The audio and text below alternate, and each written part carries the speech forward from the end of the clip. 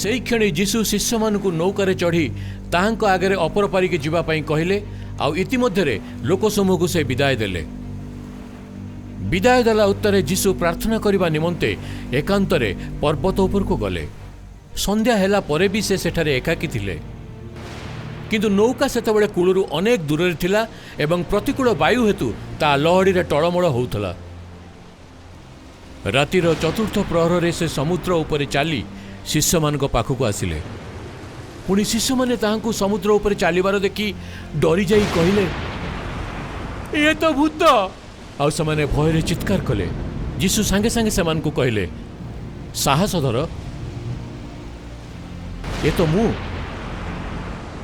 भय कर नहीं।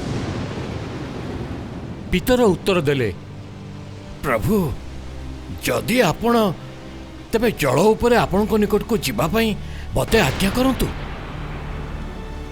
जीशु कहले, आस।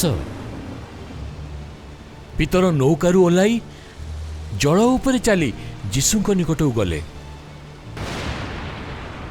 किंतु से भयंकर पवन देखि भय कले।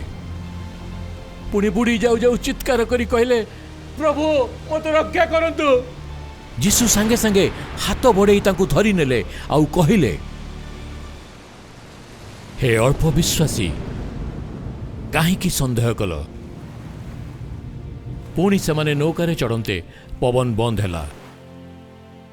सेथिरे नौकारे थिबा लोकमाने ताहांकु प्रणाम करी कहले, आपण निश्चय ईश्वरंक पुत्र।